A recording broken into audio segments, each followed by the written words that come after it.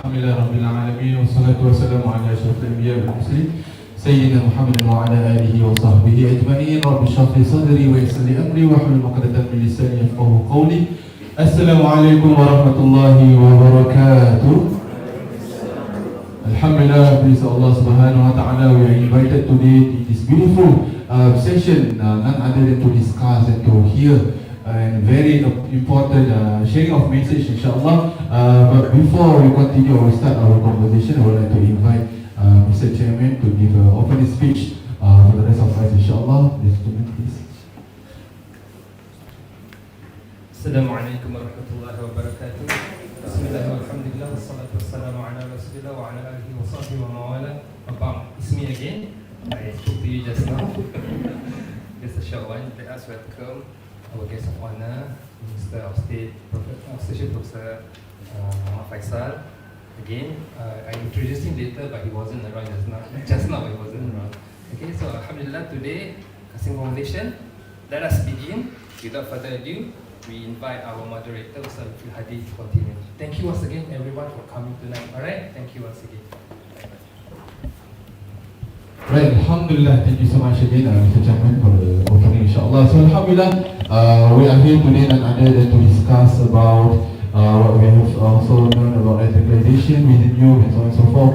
And we have very honored today, Alhamdulillah, to have Minister of State, Professor Dr. Faisal, also to give us some insights from the governing approach, and also Ustaz Faisal to give us with experience in dealing with radicalized individual youth and so on and so forth. So inshallah, to prep us not only to understand the real issues that are happening within the community, but also how we want to tackle this kind of issues if it were to happen, or if we were to meet or encounter radicalized individual within our family members or even within our networks, inshallah. Right? So without further ado, I would like to ask first questions to Ustaz Faisal to set the context of our today's conversation also, so we understand the direction of today's conversation and dialogue, inshallah, to understand the real concerns that are happening, or the identity crisis within the youth, of how we actually, from your experience dealing with radicalization youth, and how actually the real concerns that are happening in our community in Singapore. Bismillahirrahmanirrahim. Alhamdulillah Rabbil Alamin. وبه نستعين على أمور الدنيا والدين والصلاة والسلام على أشرف الأنبياء والمرسلين سيدنا محمد وعلى آله وصحبه أجمعين. إلهي أنت مقصودي ورضاك بحمد أعطني محبتك ومعرفتك. Grateful to be sitting with Minister of State, Associate Professor Faisal. Grateful to have the early conversation with our moderator, Mr. Raja, and to the Chairman and Organizing Committee of Masjid Kassim. Assalamualaikum warahmatullahi wabarakatuh.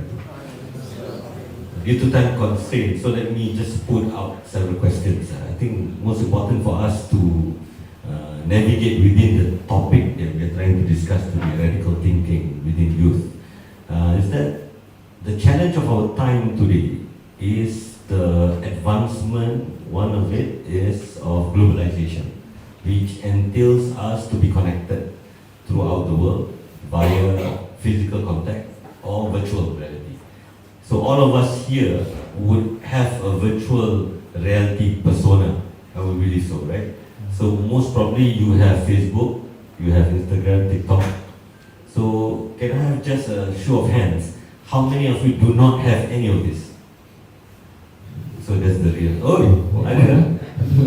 Oh, so Rare cases.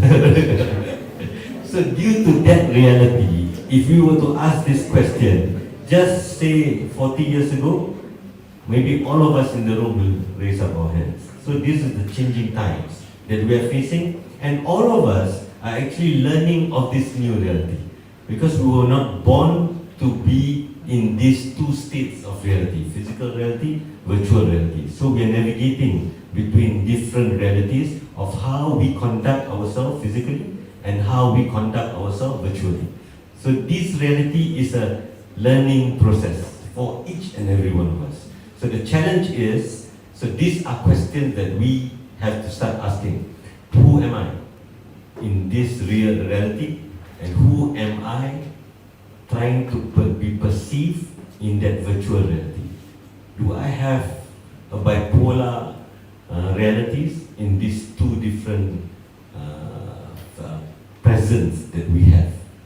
So, in trying to question this will lead us to be aware that if we fail or we carelessly navigate these two realities, there would be viruses around in reality, in physical reality, and viruses around in virtual reality. So we have lived pandemic, right? COVID-19, we have lived 2 years of lockdowns and all, because we want to sustain and contain that reality of the viruses within the physical sphere. But how do we contain viruses within the virtual reality? So we have software, sometimes malicious softwares and all this, which to us it's not a concern too much, because these softwares are doing the work. But the reality is, there are viruses that are trying to infect our understanding of who we are, our identity, within those words, images, the TikToks, 3 seconds or 10 seconds that you are seeing on a daily basis. How much of an impact has it cost us? So answering these questions are pertinent to understanding where we are within these two realities. So I'll start out with this, for us to start thinking together throughout this one hour of conversation, for us to see muhasabah back this reality of identities that we have presented ourselves physically and virtually. Maybe I'll start with that. Alright, thank you so much, Ustaz Faisal. I think the understanding of how we manage to navigate around whatever that we have consumed, because I think as a youth also, we are not easily influenced, but we are somehow unconsciously also we are influenced by the thing that we are consumed. To give some context also, we are playing social media like TikTok for example. The algorithm is set according to individual interest and liking. So for example, if you look at my TikTok and the other person's TikTok, it's going to be a different, because according to exactly what I've been consuming or my interest. So at the end of the day, it's not actually unconsciously I thought, oh, this is something that I'm interested in or liking, but actually this is what they have been feeding you more and more, until at the end of the day you are trapped in a rabbit hole that is really difficult for us to come up into it. Luckily, if something that is positive, then it's good, but if something that is negative, then how we actually, it's very difficult for that kind of individual, or for us youth, to actually come up with that rabbit hole that is too deep inside. And I think something that we will look forward, inshallah, by the end of this conversation, we can have some idea of how we want to direct. Of course, inshallah, I would like to ask now Mr. Faisal also, according to one of the reality that we're living in Singapore, of course, we have governments and governance that actually direct us to certain issues and social issues, for example. So maybe you can share with us also, how does the government in Singapore define radicalization, particularly when it comes to youth? Bismillahirrahmanirrahim. Assalamualaikum warahmatullahi wabarakatuh. Firstly, I want to thank Masjid Kassim, the management, the youth group, for organizing this. We feel very grateful to the whole team of Masjid Kassim for having a thought about a topic that is so important, because terrorism is a clear and present danger. Because we have seen how terrorism has destroyed communities, societies, and the world, and see how it has impacted the way we live. In Singapore, we are very fortunate. We have a rather, I would say, stronger ecosystem compared to many other parts of the world. That makes us worried also, because people think that it is safe, and people tend to be complacent and think that it won't happen here. However, you realize that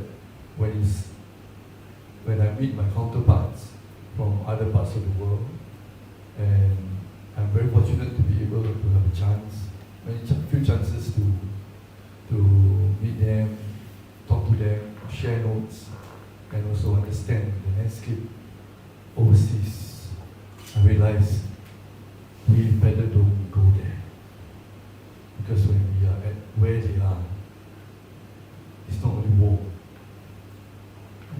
conquered day by day. And we realize that that's what we start. What the pastor said, that with the virtual world, it actually removes so many barriers and penetrate to the home and to the minds of people. So that is why we place very high importance on an effort like this. And we are grateful that we do this at the ground level. It's a ground up initiative. So when I received the invitation for this event, I was so happy. I actually have an event tonight in soon, so I made the adjustment to come because I also want to show you that we really appreciate the effort that is being made, and we want to congratulate you for playing this part. And you realize that now that we have not, gone to a landscape where many countries, quite a number of countries, my counterparts I met where they shared with me, they are really, really having difficulties. Many of our people who maybe they got self-radicalized, for example, they went to a site by accident. They wanted to search for something, wanted to be, some wanted to learn things, and then they got onto some of these platforms, and they over time get radicalized. And radicalization, it varies. Some can be radicalized very fast, while some will take longer time. And however, in some other countries, they know where the targets are, and they attack. I met one of my counterparts who shared with me, they are not only having one terrorist group, they have quite a number of terrorist groups in their countries. And every day is fighting. And this terrorist group, they know where to, using, not sure how, from technology point of view, they are able to penetrate the people in certain region. So it's very, very clear present danger. So for us, what is key is that we know that, especially in today's world, is more like a self-radicalization that's happening, affecting us here in Singapore, where one great factor is exposure to the internet, online materials, right? And there are no social demographic like you're from the poor family lah, you are discriminated lah, things like that. I think it's not relevant in Singapore. However, it's more of the exposure, right? And who they meet, what kind of information they come across. So as such, it is important for us to go upstream to make sure that when they come across, they know what to do. Right? So that part is important. So I'm happy to see many young people here, because the young are more susceptible. Because as young, you look for your identity. You want to feel a sense of belonging, right? And you are very curious, and you tend to be easily influenced due to some hormonal developments in your life, and all this make you more susceptible to some of these elements. So that I think it's important for us to continue to reach out to them. So we feel that it is important to go upstream, but at the same time, if we find someone who needs help, and we can help them, and that's where we work together with community groups like RG, ACG, to see how we can help them. It's not about arresting, it's about helping them to rehabilitate. And you look at the way we approach it compared to some other parts of the world, we approach it differently. We not only look at from the religious angle, we look from the psychological angle, we look at their needs, financial needs, housing needs, and so we provide a holistic help to our people.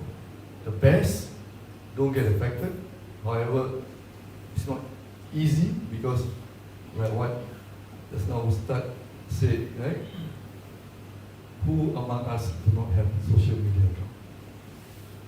Very difficult, right? So we are susceptible to it, and we are human beings. We have things that we like, we have things that we don't like. We tend to like exciting things. We tend to like things that, not the norm, not the usual. And I mean, there are certain lumrah manusia, it's a humankind, the way humankind behave, right? And how we tend to behave in a manner that is rational or natural.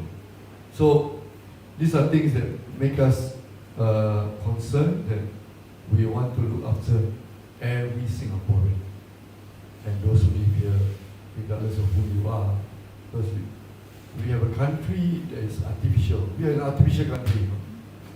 We got no resources, right? We are small, but yet we are successful. So this extraordinary place, we must look after carefully, right?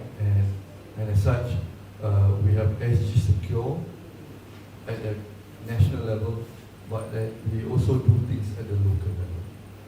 Later, if I have a chance, I will share with you what we do at the whole ecosystem.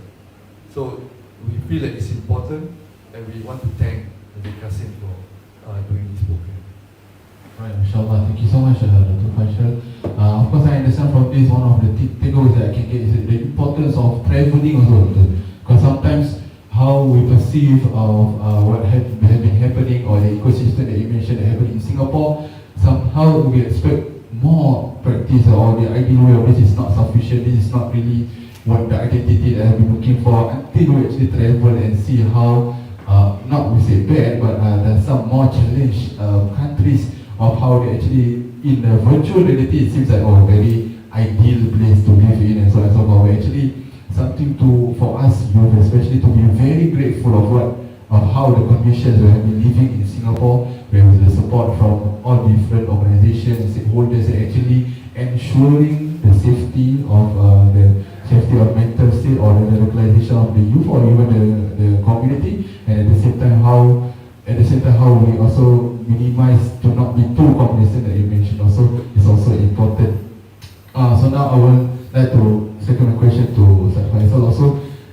The reality of the youth mentioned earlier also is when we are in the journey or spiritual journey, finding our religion, finding our identity as a Muslim, and at the same time, a certain stage of our life, we find that when we want to change to a better Muslim, the only way is to be very good Muslim, and that's where the line gets blurred sometimes. What is actually the best Muslim? Is it to be too extreme certain ideology that we are clouded with the reality, the context of Singapore, and how actually, if you can share with us as a youth, when we are in this journey, what are the tools that we can provide or have with us to ensure that we are on the right track, on the direction that we are moving forward to be a good Muslim, at the same time to be a good Muslim, to be a good Singaporean Muslim living in this our situation, the unique of our community in Singapore.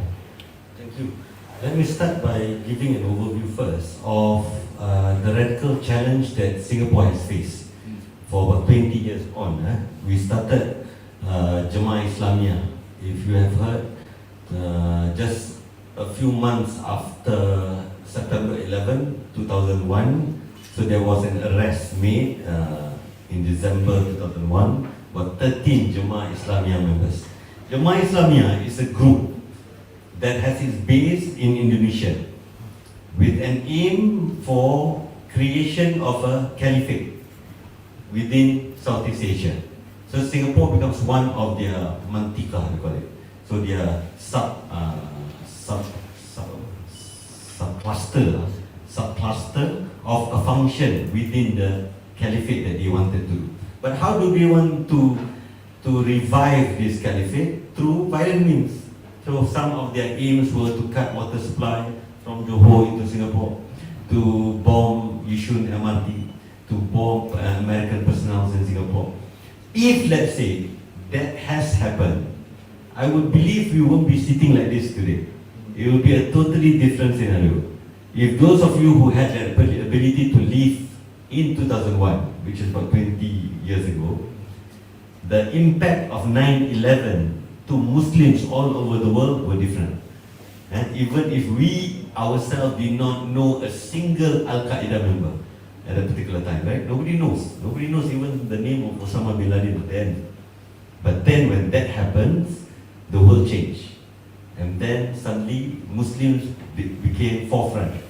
And then start ada Lutfi handsome gini, ada janggut masuk dalam lift, people tengok pun differently at that time, right? But Alhamdulillah, the government understood of how to tackle the GI problem. Among it is detention and then providing rehabilitation to them. 90% of those who have been detained from Jemaah Islamiyah today has been released. So 20 years on, they are back to normal. Their families are happy, their children are at school. The challenge that we had 20 years ago, today has become a solution for all of us in Singapore. They're integrated well. But the problem is the challenge has not stopped of radicalization, radical thinking. After Jemaah Islamiyah, the world were introduced to Al-Qaeda. It was a bigger movement than Jemaah Islamiyah. Jemaah Islamiyah was only Southeast Asia. Al-Qaeda was a global movement. Then it stopped because of the death of Osama bin Laden. But it did not stop the ideas. The radical ideas did not stop. What we had in Singapore then was DIYs. Do it yourself, Mr. DIY. But not that Mr. DIY. These are DIYs who watch from pamphlets online to make their own bombs. So this became self-experts in bomb making, and so we had cases. Then we went to ISIS. So ISIS cases when Iraq, the new Khalifah came out in Iraq. Yeah, Khalifah lah. You don't take him as the Khalifah lah. You don't leave this room, you say now we have Khalifah. No. So this is how they try to throw ideas into the minds of people. The term Khalifah is not them to put onto their own names. So there are heritage within Islam, there are infrastructures within Islam, there are Islamic traditions within Islam to determine all this within the right determinations. But these people, they do not go by the books or by the text or by the scholars. They go by their own emotions of anger and hatred, with the misconstrued ideas of how Islam is. So then currently we have issue of youth self-radicalized. I'll just take one example, not in Singapore, I'll take in Indonesia. Why I can say this, because this is online. She lives in Batam. I should not mention her name lah, but people know her, no problem. Actually, I forgot her name now. So what happened to her? She used Instagram. So she was hooked to one particular Instagram post or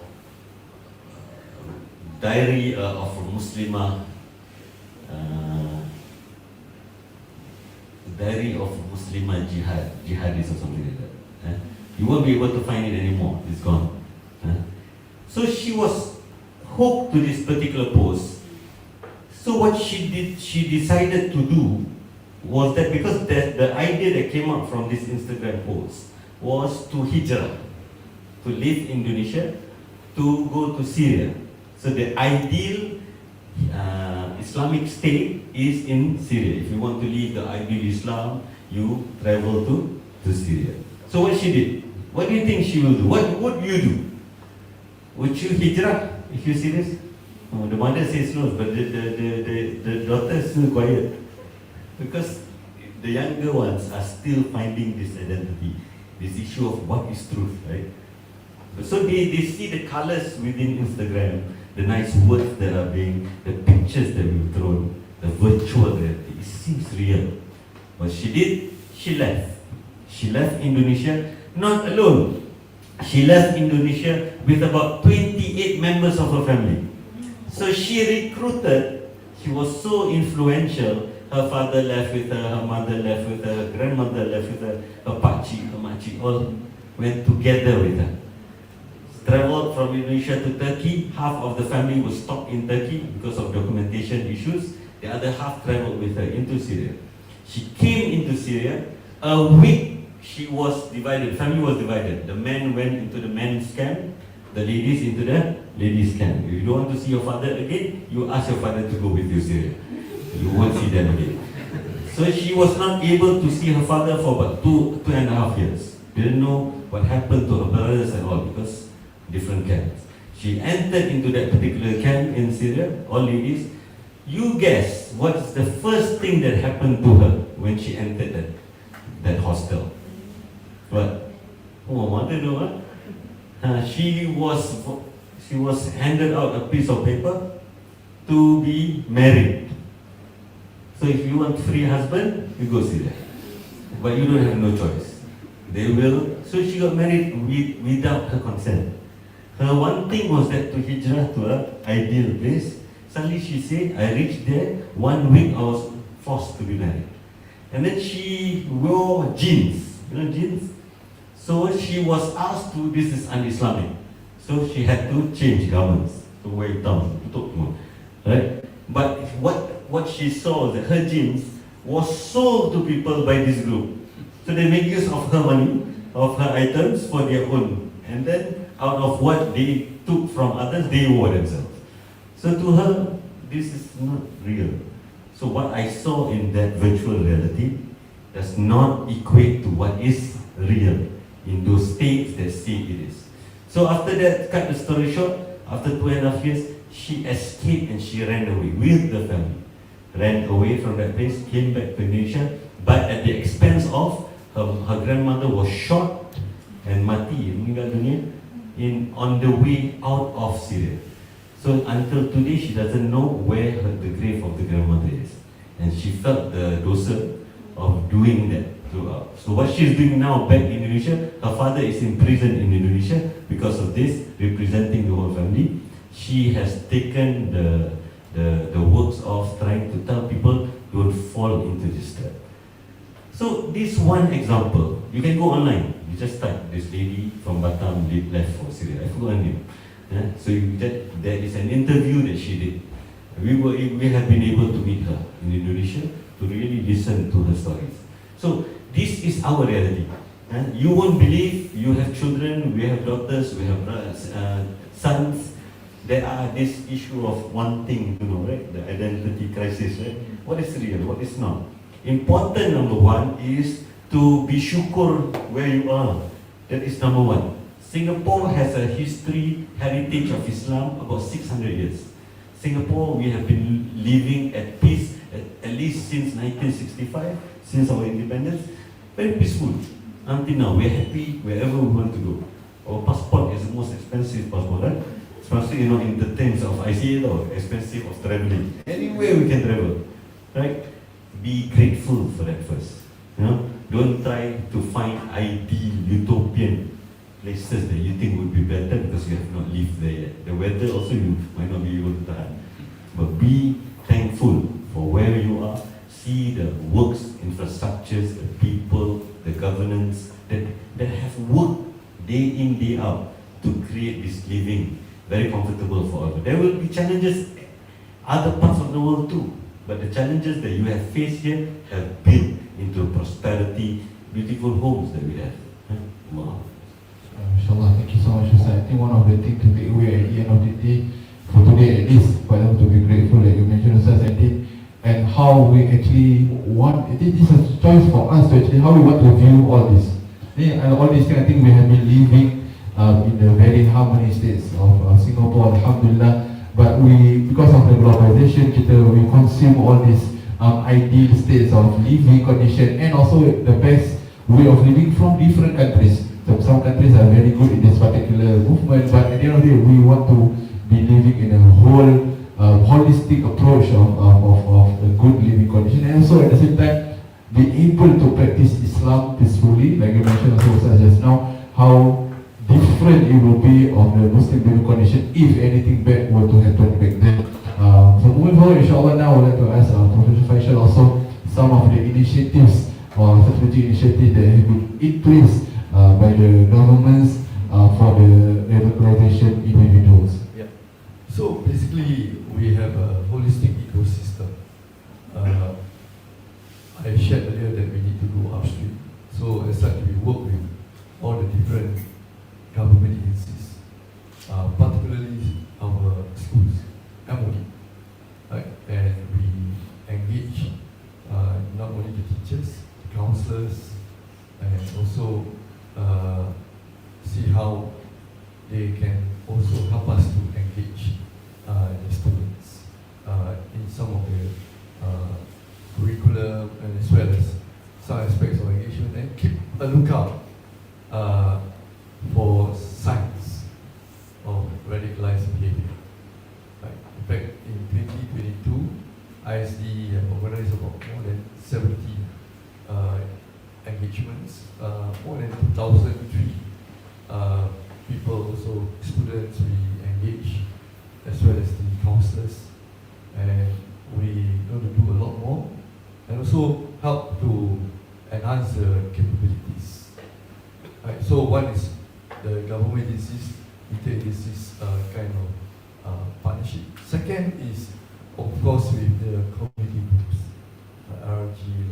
Today, nice event where even though some of my colleagues may not be here, but they are also very grateful, right, that you all are having this, because I shared it with my MHA colleagues that you are doing this, and it's an aspect that we find very useful, and you have someone who started here today who has been very, very much involved.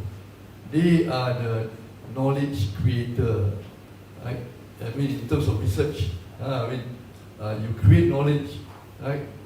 So they have been knowledge creator in this area for many years. So they are the front runner of aspect of knowledge in the terrorist-related research area.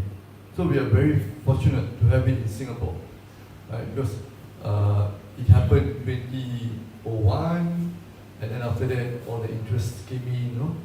But we took it very seriously, and we find that it's important for us to not only get community to come forward to play a part, but at the same time create knowledge so that we can help ourselves and also help the world to keep peace and to make sure that we can all live harmoniously. So that is something that we do, and we also work with international agencies, because if you have read the GI, one aspect of the GI activities, I think were also shared by international agencies, right? And something that we continue to work together. And it's very interesting because even a person of my level, when sometimes when I went some conference or this, some of these people, when they have information, they also email to me. Right? Also when I receive it, I will quickly share it with my colleagues, because our own idea is we want to make sure that we want to keep Singapore safe and secure. And when we mean safe and secure, Singapore is your family and my family. Right? Because you are the most important people here in Singapore. If we don't protect you, who else should we protect? Right? So we want to make sure that it is safe and secure. And it's something that is ever changing. The landscape of what Ustaz said earlier, from GI, Al-Qaeda, right? And then you have the DIY, then ISIS, and now a lot of self-radicalization.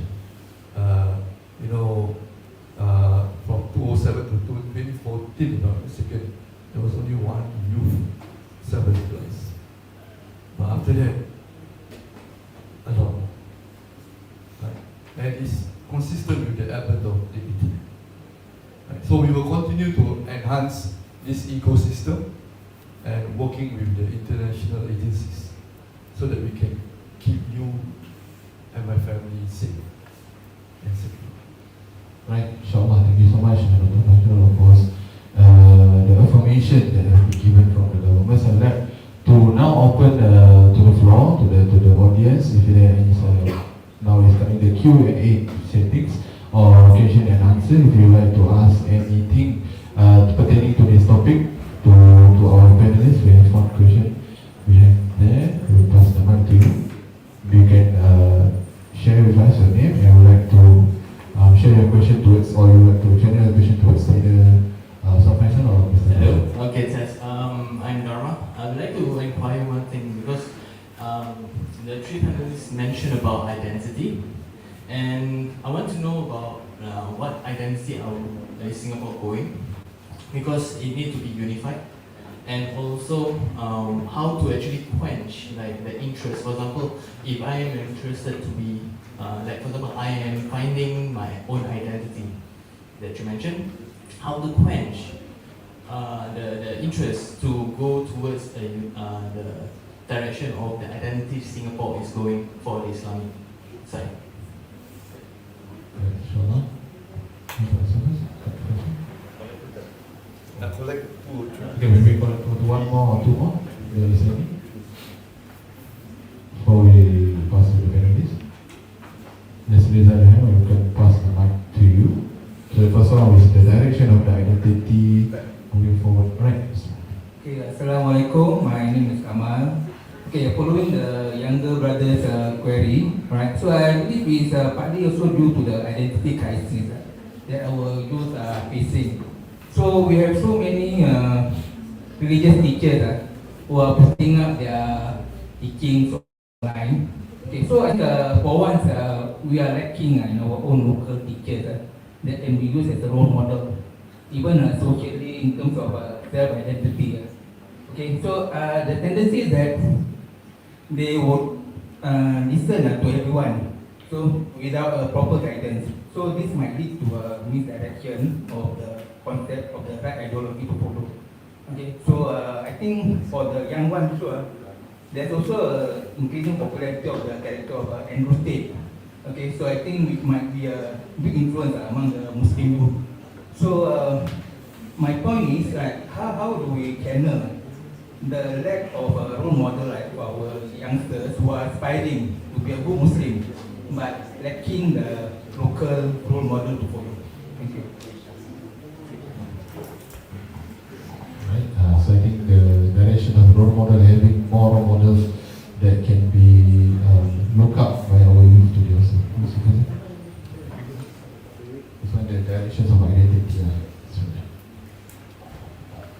This very interesting question. I think this question we need 2 hours first. So to answer it in this 5 minutes, I think we'll just pinpoint and then we'll pick up. So I think first and foremost, identity as a Muslim, identity as a Muslim Singaporean, identity as a Muslim Singaporean in a global world today. So these are several of these aspects that we need to understand, right? So first, let us go to identity as Muslim. Islam has been around at least 1,500 years ago, right? So there are principles, there are tenets, there are precepts that Islam has set, which we need to follow as Muslims, right? So the basic tenets must be shared by all Muslims, regardless of country, regardless of age, that are what our scholars or ulama of the past until today have been teaching us. The problem of our time is that sometimes these basic tenets we are unaware of, because there's too much information online that we listen as Islamic messages, but we do not know what's the basic of Islam that we need to know first. So let me introduce just the basic first. Islam has been built upon the Quran and the Hadith as the source of revelation. Within the Quran and the Hadith, there are several tenets to follow. At least 3 as the basic of every Muslim. Number 1, Islam, Iman, Ihsan. So these are the basic tenets of Islam that a Muslim must uphold and try to live within these tenets. So Islam we understand as Arkanul Islam, the 5 pillars of Islam, right? All still okay with Arkanul Islam? You still know? No, this is, I've questioned this to other sessions. So people say, Arkanul Islam Ustaz. You understand? No, but they know religion. But they do not know tenets. So it's not built. There's so much copy and paste here and there. People become blurred and confused. So what should I know? This is the basic thing. So first, Arkanul Islam, the 5 pillars of Islam. Then Iman, Arkanul Iman. The 6 pillars of Iman. The faith, the belief, the virtual. Actually, it's ghaib kan? Alladhina amanu bil ghaib. Which is virtual. Virtual is ghaib. Correct? Unseen. So what's the difference unseen and virtual? So Kassim conservation part 2 lah. So you see this reality, this is the reality that we're facing. So there are, how strong are we as Muslims to understand and practice these tenets? That is number one. So learning first your identity as Muslim is to learn these 3. The 5, the 6, and ihsan, and ta'budullah kanaka tara. How do you build that relationship you have with your Creator? So that is important because that fills the void. Because if there's no God presence in you as a Muslim, you will continue to search for gods. So for gods, I mean as your emotions and likings. So continuously you're searching. The problem with continuous searching without real signposts is that you might be astray. And Islam teaches this, غَيْرِ الْمَغْضُوبِ عَلَيْهِمْ وَلَا الضَّالِينَ. So when you asking for Siratul Mustaqim, there are the right and the left divergences. So that is reality of the world. So you get that first, right? So the basic is that as Muslims, there are these tenets, right? From Hadith itself, we are following the example of a prophet, Prophet Muhammad sallallahu alaihi wasallam. So what's the basic message of the prophet that all of us needs to have in our hearts? What is that fundamental message of Nabi Muhammad sallallahu alaihi wasallam to Muslims? So we have been taught by our teachers this hadith. Ar-Rahimuna yarhamuhumur Rahman yarhamu man fil ard yarhamkum man fis sama. This should be the first hadith that you embrace and cough. What does it mean? Ar-Rahimuna, those who are gracious. Because we read Bismillahirrahmanirrahim daily, kan? In the name of Allah, most gracious, most merciful. You must be gracious as Muslim. That is number one. What does gracious means? Rahmah. What does it mean? Saya cakap Assalamualaikum warahmatullahi wabarakatuh. Be compassionate. Be compassion. Compassion. Apa Melayu juga? Tak tahu bahasa Melayu. Kasih sayang. Kasih sayang sesama. Means you feel towards others, not hatred. Ideas of radicalization brings about hatred, kebencian. Ada orang kafir, takfir, dia mengkafirkan orang. Dia ni buat bid'ah, dia mau menafikkan orang. This is the problem. The basis of Islam cannot be there. The basis of Islam is that you kasih sayang, rahmah. You look at others with rahmah. So those who are gracious, rahimuna yarhamuhumur rahman, will be graced by the most gracious. Rasulullah says, those who are gracious will be graced by the most gracious. Ini macam cakap faham tak ni? Get it, right? Irhamu man fil ard, Rasulullah says. So be graceful to those on earth. Yarhamukum man fis sama.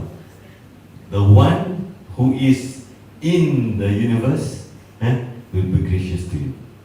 This is the first basic message of Rasulullah sallallahu alaihi wasallam to Muslim. As your identity as a Muslim is that you're graceful.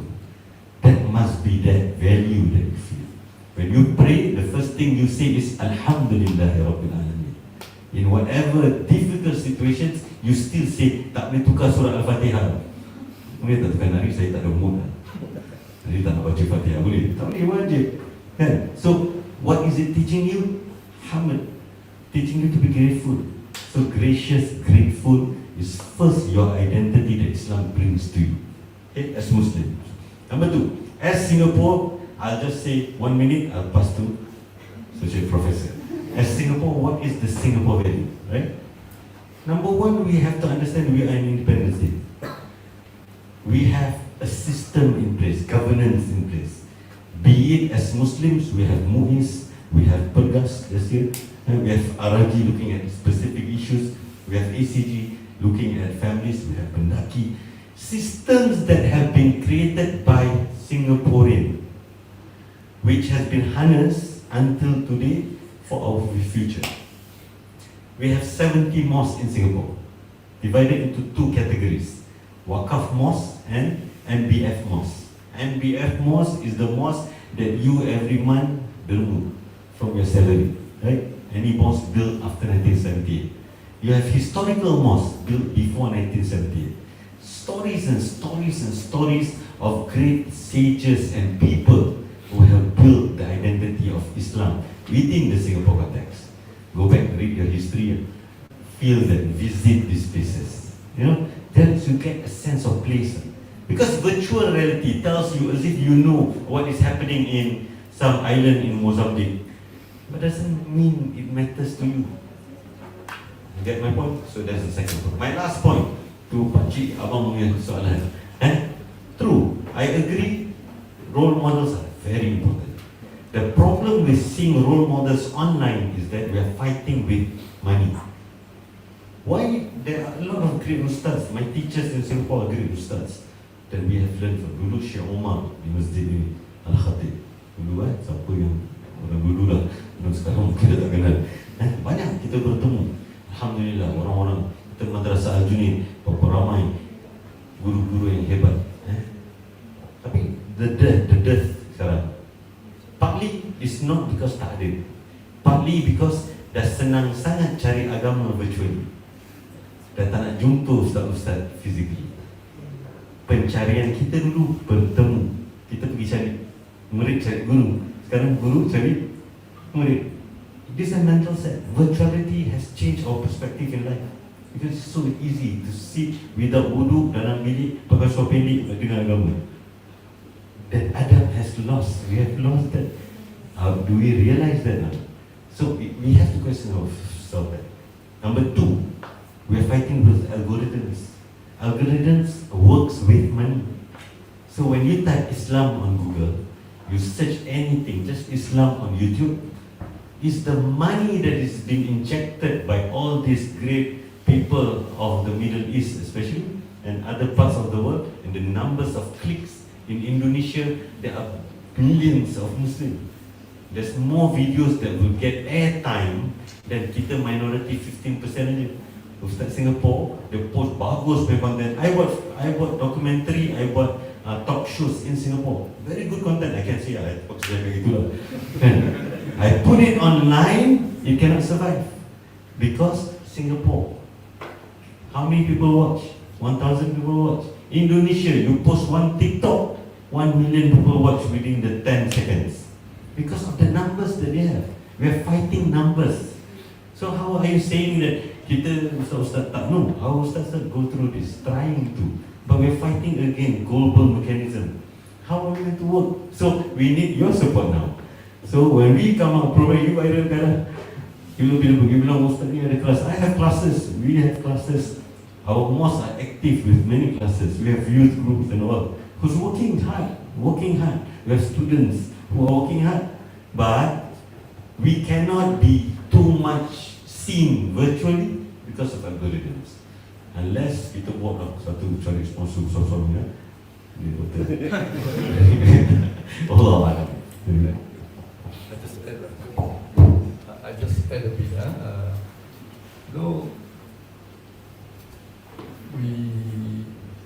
When we met those who are self-radicalized and we investigated, we realized that quite a number of them actually started by listening to some of the personalities from overseas, and that's how they started to get self-radicalized. So I want to put an aspiration for us to have more role models locally, and also it also starts with the family. Right? So families play a very important role to encourage their children to actually to follow the local asatisa, right? And also families ought to bring the kids along in some of this journey, because it's important. I mean, otherwise then the kids will go to YouTube and find those the what Ustad mentioned with the highest algorithm hit, right? So I think, and the worry I have is that when I saw these things, I realized that many started when they listen to some of this, where you get their sermons very commonly in YouTube, right? So I don't want that to happen to Singapore, right? And for this part, I want to be selfish, because I want to make sure that our people are protected, are safeguarded, right? So I think we need to have a call for action from our parents, from our community, to really make it clear that some aspects of the teachings of some of these other are not relevant and contextualized to Singapore. It's clear because some of these people, they came from where and the way they were taught, and you know, to live in a place and where it's deeply rooted by culture, it's not easy to change, right? And I think, and if you have been to many places, you realize that some of the behaviors, both positive and negative, actually driven by many generations before. Even though the religion has changed, but the culture is not easy to change. So when that religion is mixed with the culture, then you realize if we follow, I think we are just following blindly. So we got to really understand the notion of culture, identity in a country where you live, and in a state where you realize that it may result in radicalization. All this we ought to be worried about. I pick up the thing about some of these preachers when I read through some of the news report relating to some of the youth who were self-radicalized. Then I thought that it's important to make it clear to everyone that there are evidence to show. Not that we purposely want to stop anyone from coming, but it's because we have evidence to show that it has caused some impact on kids being self-radicalized. And I want to assure you that we want to make sure that we develop Singapore where everyone will feel safe being able to practice their religion as much as possible, as realistically as possible. Not easy, but we do our best, right? And you and I, we are able to sit here, discuss about this issue, and it's online, right? And we feel comfortable because I think we have been journeying this for many years, and we have developed such a way that we feel confident to be able to speak to one another, because we speak in support of peace and harmony, and to protect our people. And today, we're speaking, I'm coming from the policy angle, from government stand on this. Who start, he's not only talking from air, right? He got experience, and he has dealt with cases before. So we are not talking theoretical aspects, right? We come down because we know that this topic is important. So your identity is something that will be uniquely as Singaporean Muslim, and where you live, but will not run from some of the tenets, right? All the tenets that are shared by Islam, right? And then if you look at the teachings, right? It's not only about yes or no. It clearly shows, depends on the context, depends on the situation, and the whole idea goes back to the issue of that gracious, right? The value of it. And if you look at the value of gracious, it's very, very wide. And we all come across, sometimes we challenge whether our personality is able to behave in a way, or the character able to behave in a way of being gracious in very different situations. Right? So even for me as a local member of parliament, I face lots of different challenges and needs, right, of how I have to behave in a gracious way in a different context, in a different situation. So that shows how rich God is in terms of knowledge, in terms of the broad aspects of life that we are facing. Alright, inshallah, thank you so much, Rashid Faisal and also Ustaz Faisal, for the very beautiful insights that have been shared. I think some of the takeaways that I can, short-term things that we can do, of course, after this is to really check on our algorithm. So maybe after this we can have a check one by one, check with the FYP.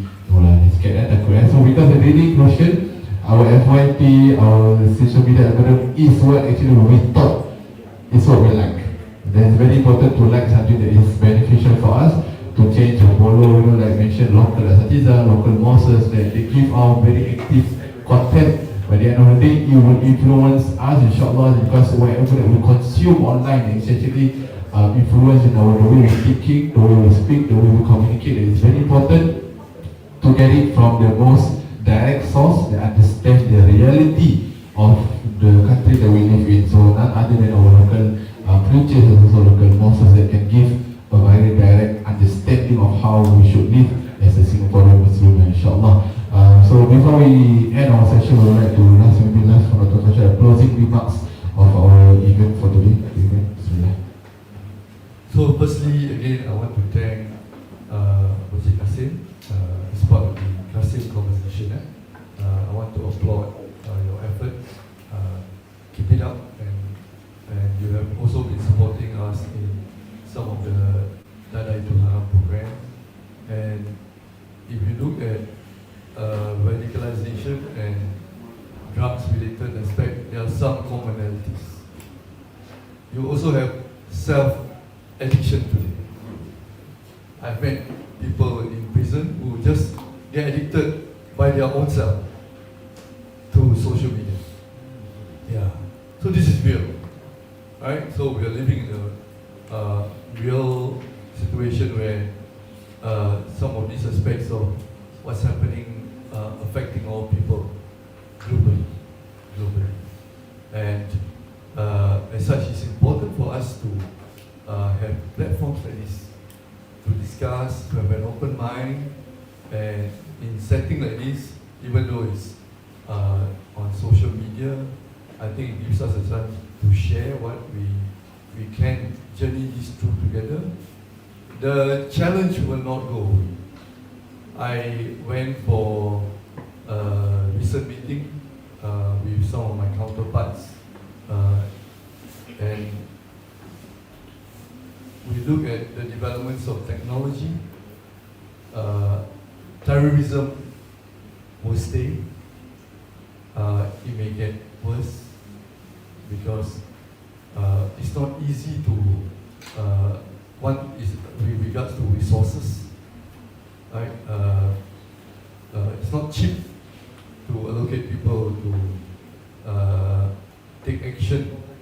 But there are many sites around the world, and the technology company may not have the capacity to have resources to allocate for this, and so that's one. Secondly, the terrorist group continues to use technology, right? And there are many demands with regards to technology, the needs that we need to look after.